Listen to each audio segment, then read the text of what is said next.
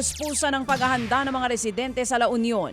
Sa pinangangambahang epekto ng Bagyong Maymay, nag-ikot na po ang mga tauhan ng Philippine Coast Guard sa mga coastal area.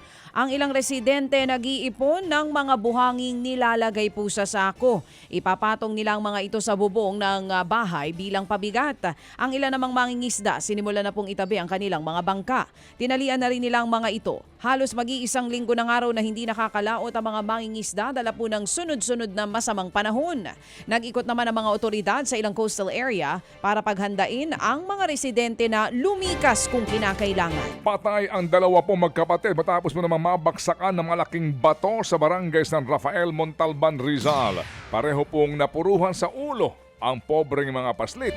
At ayon sa investigasyon ng mga pulis, nagluluto ng tanghalian ng magkapatid nang bumaksak ang bato mula sa katabing bundok. Wasak ang tindahan kung nasaan ang magkapatid. Sa paunang investigasyon, lumambot daw ang lupa sa lugar dahil nga po sa walang patid na pag-ulan. Dahilan para ito'y dumausdos. Hinihikayat po ng lumikas ang mga nakatira sa danger zone sa naturang munisipalidad. Niyanig po ng magnitude 6.4 na lindol ang Balut Island sa Sarangani, Davao Occidental. Ramdam po yan sa mga kalapit na bayan katulad po sa Glan kung saan napatakbo pa ang ilang guro. Sa bayan naman po ng Kiamba, nagsitakbuhan din palabas po ng classroom sa mga estudyante. Sa South Cotabato, nahimatay ang ilang high school student matapos samang magpanik dahil sa lakas ng lindol. Sa Davao City, nagsilabasan din sa mga opisina ang ilang empleyado ng gobyerno. Ayon sa FIVOX, aftershocks ng lindol ang naranasan Aftershock ng lindol. Ang sa magnitude 7.8 na lindol na tumama nga po sa Sarangani noong Hunyo. So ito pong naranasan nila ay aftershocks, mga kapatid. Opo, hindi ito yung main shock, kumbaga. Yes. Ito po'y dulot pa ho nung nagdaang malakas na pagyanig.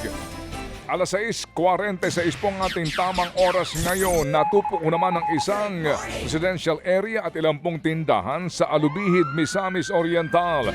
At ayon sa paunang investigasyon, nagsimula daw ang apoy sa dirty kitchen ng isang bahay. Iniimbestigahan pa kung ano ang eksaktong naging mitsa nito. Tumagal po ng 40 minuto bago po naapula ang apoy. Wala pong napaulat na nasaktan o namatay sa naturang sunog. Isa naman ang patay habang 8 ang sugatan matapos pong araruhin ng truck ang 6 na sasakyan sa Labangan, Zamboanga del Sur. Kabilang po sa mga inararo ang 3 tricycle, isang motorsiklo, isang minivan at isang bus. Sa investigasyon, bumiyahe po ang truck mula Davao City patungong Zamboanga City nang mawalan daw ng preno. Doon na nito inararo ang mga sasakyang nasa unahan. Hawak na ng mga pulis ang driver ng ararong truck.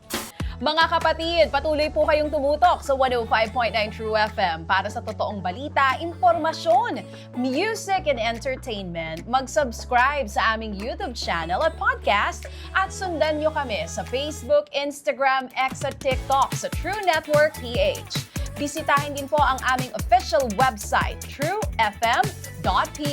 At panoorin din kami sa True TV Signal, Channel 19. Kami po ang 105.9 True FM. Laging true sa'yo, kapatid.